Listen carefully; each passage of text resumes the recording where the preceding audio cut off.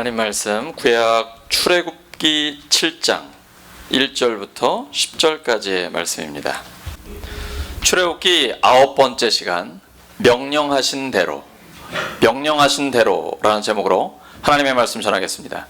하나님께서는 모세에게 이집트 왕을 찾아가 하나님의 말씀을 다 전하라고 하셨습니다. 그러나 모세는 자기 입이 둔하다고 이집트 왕이 자신의 말을 듣지 않을 거라고 항변합니다. 그런데 하나님께서 다시 말씀하십니다. 내가 너를 바로에게 신과 같이 되게 하겠다. 하나님처럼 되게 하겠다. 너의 형 아론은 너의 대변인이 될 것이다. 이 말은 모세가 바로 앞에서 신적인 권위를 가지게 되고 하나님처럼 자신의 말을 예언자를 통해서 알리게 한다, 이런 뜻입니다. 하나님의 능력을 주시는 것이죠. 하나님처럼 자신을 대변하는 자가 있는, 마치 신으로 보이는 거죠. 이집트에서 바로는 신적인 존재입니다. 가짜 신이죠. 근데 그 앞에 하나님의 능력을 힘입고 하나님의 권위를 가지고 그 말씀을 선포하는 모세가 서 있게 됩니다. 그를 통해 가짜 신과 진짜 하나님이 분별되는 상황이 오는 것이죠. 하나님께서는 주님의 능력으로 이스라엘 자손을 해방시켜 주신다고 다시 약속해 주셨습니다. 하나님은 당신의 종 모세와 같은 종이 사명을 감당하는 현장에서 좌절하고 시리에 빠져 있을 때 다시 찾아오십니다. 그냥 내버려 두지 않습니다. 재차 부르시고 위로와 격려를 해주십니다. 결국 모세와 아론은 하나님이 명령하신 대로 다시 순종하게 됩니다. 말씀대로 순종하는 것입니다. 실패자가 재기하는 순간입니다. 이제 재기에 성공하게 되는 것이죠. 하나님께서 우리를 구원하신 데는 분명한 목적이 있습니다. 목적이 없는 인생은 아무도 없습니다. 이 땅에 사는 동안 하나님의 나라를 위해 우리에게 사명을 맡겨주셨습니다. 잠언 19장 23절입니다. 주님을 경외하면서 살면 생명을 얻게 됩니다. 그는 만족스러운 생활을 하며 재앙을 만나지 않습니다. 하나님의 일에 구경꾼이나 반가운 자가 되면 경험하지 못합니다. 예수님께서 첫 번째 이적을 가나의 혼인잔치에서 보여주시죠. 물이 포도주가 되게 합니다. 이때에 예수님의 능력을 경험한 사람, 물이 포도주로 변했다, 그것도 최상급의 포도주로 변했다라는 것을 알게 된 사람은 누굽니까? 그 물을 떠온 하인들은 알았습니다. 하나님의 일에 주역이죠. 그냥 구경하거나 포도주 마시는 사람은 좋다, 뭐 취한다, 이 정도밖에 안 되는 거고, 예수님이 이 물을 떠다가 갖다 줘라라고 했을 때 분명히 물을 떠갔는데 가보니까 최고의 포도주가 됐어요. 하인들은 알게 되는 것이죠. 오병이의 기적도 마찬가지입니다. 예수님께서 너희들이 먹을 것을 줘라. 남자만 5,000명이니까 10,000명 이상의 사람들에게 어린아이 도시락 가지고 나눠주는 겁니다. 그때 예수님의 능력을 누가 체험하게 됩니까? 그 오병이어를 나눠주던 제자들입니다. 어린아이 도시락인 떡 5개와 물고기 2마리를 한 명 한 명에게 나누어 줄 때 말입니다. 그냥 어이구 참 한 목사 설교 잘하네, 어이구 꽤 하는데, 이렇게 지켜보고는 몰라요. 우리 모두가 함께 하나님 나라의 일을 할 때, 예수님처럼 살아가려고 몸부림치고 말씀 붙들고 함께 기도하며 말씀을 지켜 행할 때 말입니다. 교회에서는 다 거룩해 보입니다. 직장에서, 가정에서, 우리의 삶의 자리에서 하나님의 말씀을 지켜 행할 때, 그때에 하나님을 경험할 수가 있습니다. 예수님의 제자들이 예수님의 명령을 따라 그 떡과 물고기를 나누어 주면서 하나님의 능력을 경험한 것처럼 말입니다. 계속해서 하나님의 능력이 나타나는 것을 하나님의 일을 할 때에 경험하게 되는 겁니다. 구경꾼이나 언저리에서는 경험 못해요. 하나님 나라 일에 주역이 되어야 합니다. 그 중심에서 함께 하나님의 뜻을 행할 때에만 경험할 수 있게 됩니다. 이것이 행복한 신앙생활의 열쇠입니다. 모세는 가난하고 고통 중에 있는 이스라엘 백성들을 해방시키는 사명을 감당하게 되었습니다. 하나님께서 그들의 부르짖음에 응답하신 것입니다. 근데 우리가 가난한 자들의 부르짖음에 귀를 닫아버리면 우리가 부르짖을 때도 하나님께서 응답하지 않으십니다. 잠언 21장 13절입니다. 가난한 사람들이 부르짖고 있죠. 또 주변에 어렵고 힘든 가난한 교회들이 부르짖어 하나님 앞에 기도합니다. 우리가 귀를 막아버리면 우리가 힘들어 하나님 앞에 부르짖을 때도 그들이 귀를 막아버릴 것입니다. 지난주에 저는 우리 교회 예배 드리면서 박병종 목사님이 교회 역사 사진들을 보여줄 때 충격을 받았습니다. 22년 전, 오래전도 아니잖아요. 고작 22년 전 이 건물이 다 불타서 무너졌을 때 우리는 하나님께 부르짖었고 그리고 하나님께서는 응답해 주셨습니다. 주변에 많은 교회들을 통해, 전국에 있는 교회들을 통해, 심지어 믿지 않는 사람들을 통해서까지도 우리 교회에 헌금을 보내주셨고 이렇게 교회가 건강하게 세워지게 된 것입니다. 이제는 우리 차례입니다. 목사로서 제가 책임감이 크고 제가 잘못한 부분이 있어서 공적으로 말씀을 드립니다. 3년 전에 우리가 후원하던 교회들을 그 후원을 중단했었는데요. 교회 대표인 제가 잘못했다고 하나님 앞에 회개했습니다. 우리에게 복을 주시고 힘을 주셨는데 우리가 다시 도와야 합니다. 이 부분을 회복해야 합니다. 가난하고 어려운 이웃 교회들을 우리가 구체적으로 실제적으로 도와야 합니다. 우리가 도움을 받았는데 그 은혜를 갚고 우리보다 더 어려운 교회들을 돕고 함께 살아가는 일에 우리가 앞장서야 합니다. 많은 재물보다 명예를 택할 것이요 은이나 금보다 은총을 더욱 택할 것이니라. 잠언 22장 1절 말씀입니다. 선택은 우리의 몫입니다. 선택은 나에게 맡겨진 것입니다. 돈보다 더 귀한 것이 있습니다. 돈보다 사명이 더 소중합니다. 사명을 따라 살면 하나님께서 인정하시는 명예와 은총이 우리와 함께합니다. 그리고 사람들에게도 인정을 받습니다. 초대교회에는 하나님께는 영광을 돌렸고 주변에는 많은 사람들에게 인정을 받았습니다. 그런가 하면 끊임없이 세상은 우리에게 유혹합니다. 그것보다는 돈이지, 편안하고 즐겁게 사는 것이지, 이러한 유혹들은 과감하게 끊어야 합니다. 특별히 죄의 길로 우리를 유혹할 때에 예수님 말씀대로 손이나 발, 눈을 끊어버리고 빼어버리는 것처럼 죄는 끊어버려야 합니다. 그리고 하나님의 사명에 우리를 헌신할 때에 하나님께서는 우리를 기쁘게 사용해 주실 것입니다. 그 길이 가장 복된 길입니다. 잠언 22장 9절입니다. 최근에 우리 교회에 계속해서 이런 말씀들을 주고 계십니다. 가난하고 어려운 이웃들을 도와주라. 그리고 그 길이 복된 길이다 라고 말씀하십니다. 자기의 먹거리를 가난한 사람들에게 나누어 주고 남을 잘 보살펴 그들을 돌보면 하나님께서 우리에게 복을 주시는 것입니다. 왜 주실까요? 더 많이 나누고 베풀라고 주시는 것이죠.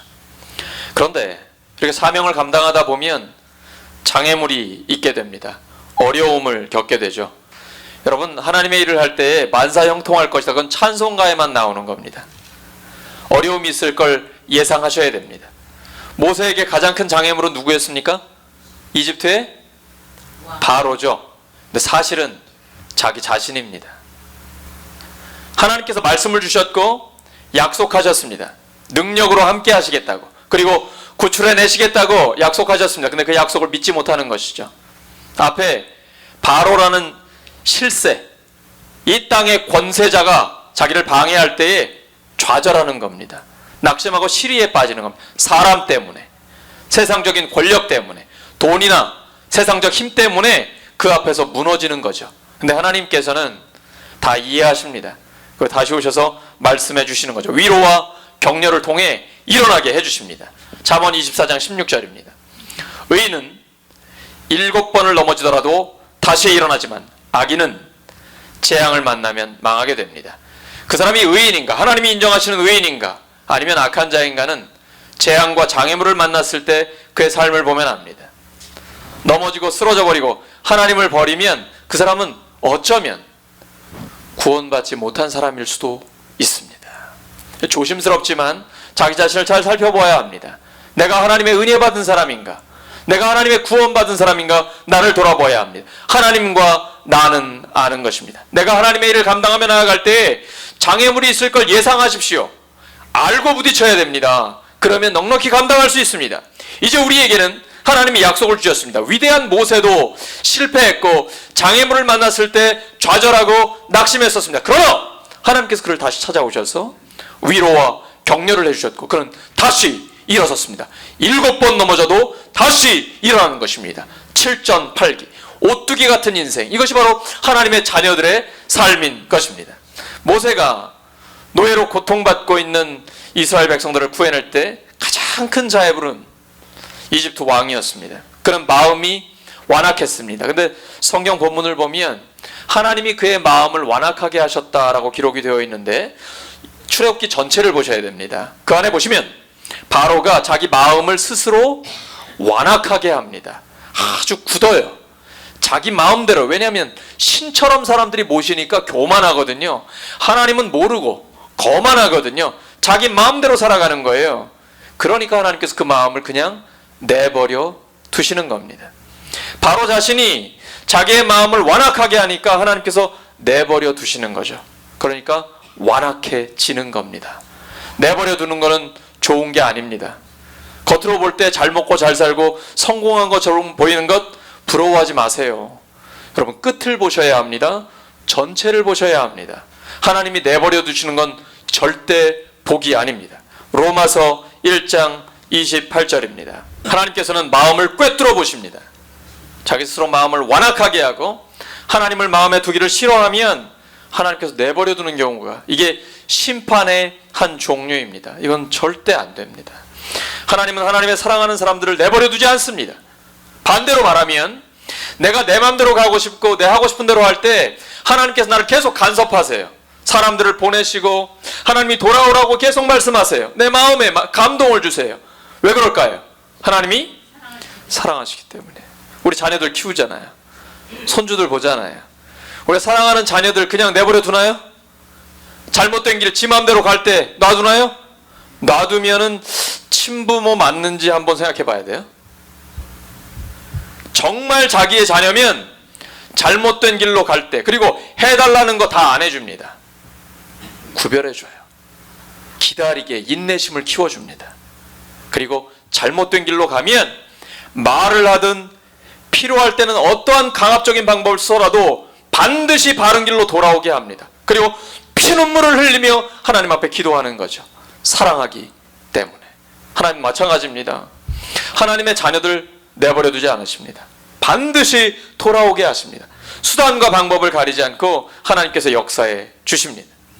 우리도 하나님의 일을 할 때 어려움이 있다는 걸 예상해야 합니다. 예수님도 마귀에게 시험을 당하셨습니다.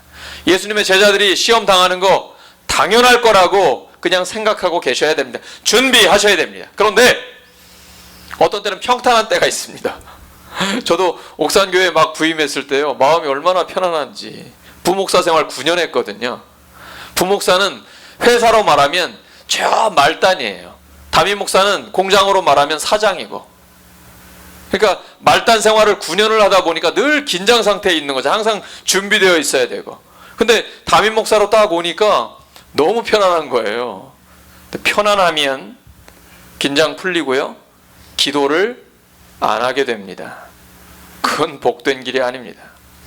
근데 우리가 장애물을 만나고 시련을 당하면요, 일단 힘들잖아요. 괴롭잖아요. 긴장이 되잖아요. 급하잖아요. 기도하게 돼요. 그리고 그 기도를 통해 하나님께서 응답하시고 역사해 주십니다. 하나님, 왜 저에게 시험을 주십니까? 왜 저에게 이런 시련을 주십니까? 때로는 욥처럼 이유 없는 고난을 당할 때도 있습니다. 그러나 그 고난 가운데 함께 하시는 하나님을 경험하시기 바랍니다. 더 깊이, 더 크게 하나님을 경험하는 우리의 삶이 되기를 예수님의 이름으로 축원합니다. 근데 지금 모세와 아론이 나이가 몇이에요? 모세가 80세, 아론이 83세입니다. 우리에게 희망이 있지요? 하나님이 우리를 부르실 때는 나이 보지 않습니다. 나이가 많아서 못하겠습니다, 이런 말씀 하시면 안 돼요. 성경을 보시면 하나님이 몇 살에 부르셨나 이런 건 중요하지 않아요. 그리고 얼마나 많은 일을 했는가 중요하지 않습니다.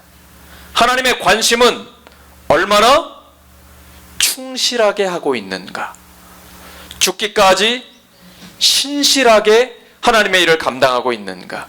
하나님의 관심의 초점은 거기에 있는 것입니다. 8절 보시겠습니다. 본문 8절.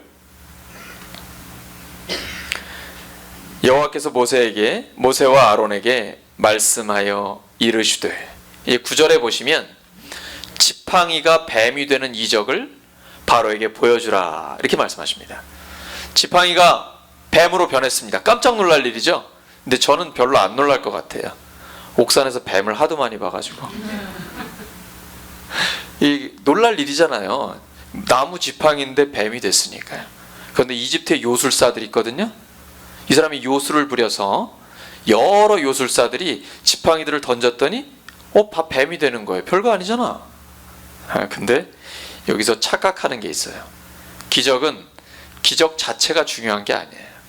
하나님은 말씀으로 우주 만물을 만드셨잖아요. 근데 우리는 기적이 일어나면 자꾸 기적에만 초점을 맞춰요. 성경에서 하나님이 기적을 보여주시는 이유는 하나님 앞에는 아무것도 아니에요. 빛이 있으라 하면 빛이 생기잖아요. 무에서 유를 창조하신 하나님이 우리 가운데 기적을 보여주세요. 왜 그러실까요? 하나님의 권위, 하나님의 말씀을 확증시켜 주시는 겁니다. 하나님의 살아계신 것을 보여주시는 거예요. 마가복음 16장 20절입니다. 제자들이 나가서 두루 전파합니다. 예수님이 우리를 위해 죽으시고 부활하셨습니다. 부활하신 주님이 우리와 함께 하십니다. 하나님의 나라가 우리의 것입니다 라고 전파할 때 주님께서 함께 역사하세요. 그리고 그 따르는 표적으로 말씀을 확실히 증언해 주시는 겁니다. 표적의 기능이 뭔지 아시겠죠? 하나님의 말씀을 확증해 주시는 수단입니다. 그래서 기적에서 중요한 건 그 기적을 행하는 동기입니다. 기적 자체가 아니고요. 기적을 왜 행하는가? 하나님의 영광 위해서인가? 하나님을 드러내기 위해서인가? 아니면 자기를 과시하기 위해서인가? 봤지? 내 능력 봤지? 내가 안수할 때 이 정도 능력이 나타나는 거, 내가 선포하면 이런 일이 나타나는 거, 자기를 과시하려고 하는가? 아니면 그렇게 하고선 돈 받는 거, 돈이 목적인가? 동기를 잘 보셔야 됩니다. 기적 자체가 중요한 게 아니에요. 표면으로 나타나는 것만 보면 구분하기 힘들어요. 다 지팡이가 뱀이 됐어요. 그런데 아론의 지팡이가 뱀이 될 때는 하나님이 명령하신 대로 했어요. 하나님의 말씀대로 순종했더니 이적이 나타났어요. 누가 영광 받으실까요? 하나님께서 영광 받아 주십니다. 그런데 요술사들이 요술을 부렸어요. 누가 영광 받을까요? 그 요술사들. 아니면 요술사들을 부리고 있는 이집트 왕입니다. 자기 과시, 봤지? 우리도 이렇게 한다. 이거는 자기 과시용이에요. 목적, 그 동기를 보셔야 됩니다. 겉으로 나는 현상이 아니에요. 우리가 믿는 믿음은 겉을 중요하게 여기는 게 아니에요. 속사람과 그 행위의 동기를 봐야 됩니다. 하나님께서는 우리의 동기의 순수성을 보십니다. 우리가 왜 그런 말을 하는가?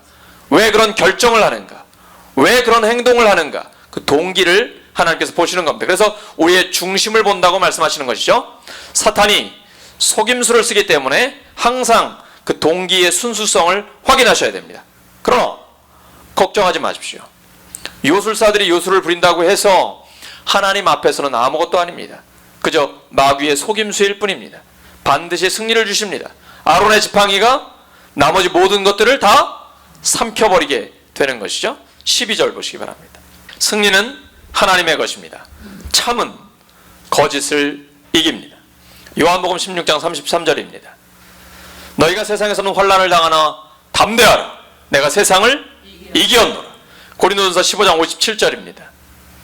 부활장이죠. 우리 주 예수 그리스도로 말미암아 우리에게 승리를 주시는 하나님께 감사하노니. 따라하시죠. 승리를 주시는 하나님. 승리를 주시는 하나님. 승리를 주시는 하나님. 승리를 주시는 하나님. 죽음까지 이기신 하나님이 우리와 함께 하십니다. 완전한 승리를 이루어 주셨습니다. 저는 우리 모두 이렇게 기도하기를 소망합니다. 하나님 아버지, 한평생 아무것도 두려워하지 않고 사명을 감당하되 강당하고 담대하게 하나님의 일을 감당하게 해 주시옵소서. 말씀 정리합니다.